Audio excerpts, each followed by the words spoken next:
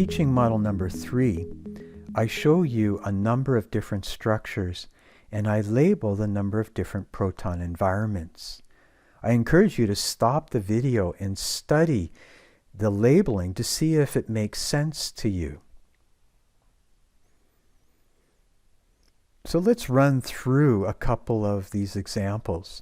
So for instance, in the first example on the upper left-hand corner, we have one bromopropane.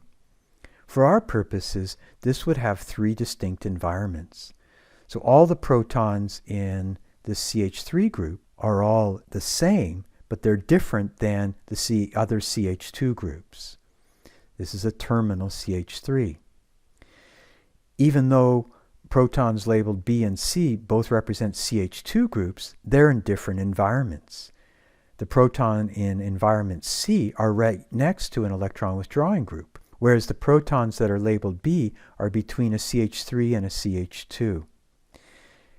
Now, as a little heads up, if you go on to study organic chemistry, you'll find that for environment that we've labeled B, actually those 2 protons are considered to be distinct. This has to do with the concept of prochirality, but that's beyond the scope of this particular course.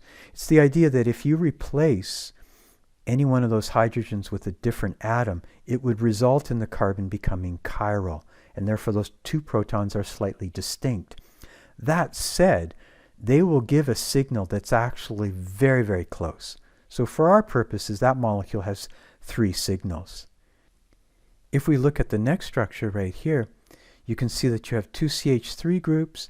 Both of those are considered to be in the exact same environment. And sometimes it's helpful to actually think of these structures in 3 dimensions. And so if you're not sure, redraw the structure in 3 dimensions. And so what I'm doing here is I've got my central carbon. I'm going to show my hydrogen down here, and then I've got a CH3 group, and I've got another CH3 group.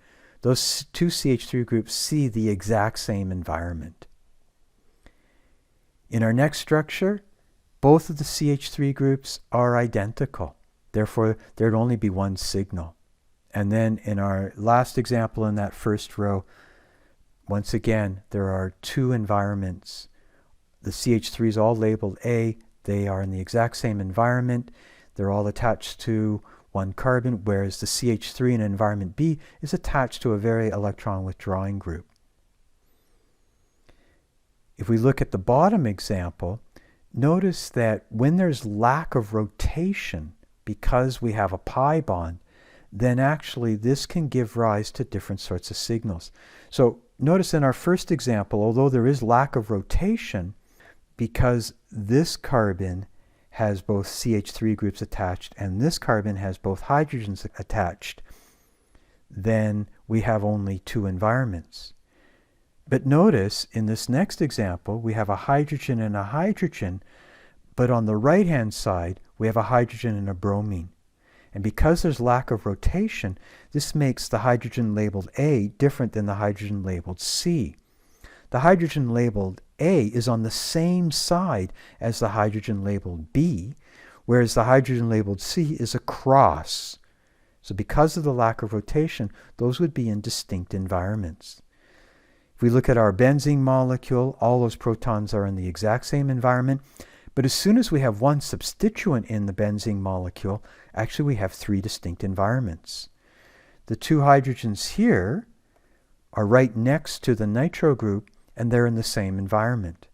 Of course, these hydrogens labeled as B, same environment, and then we have an environment hydrogen C. As a bit of practice in terms of the video, I ask you to consider this structure.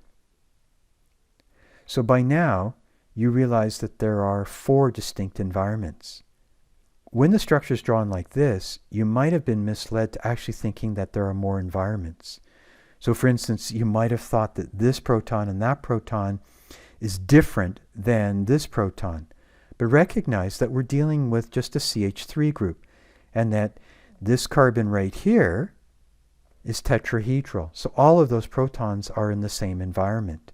Sometimes what is helpful is when a structure is drawn out like this, it might be helpful to redraw in a bond line drawing so that you can see more easily what's going on. So for instance, we have a 1, 2, 3 carbon chain. So 1, 2, 3 carbon chain.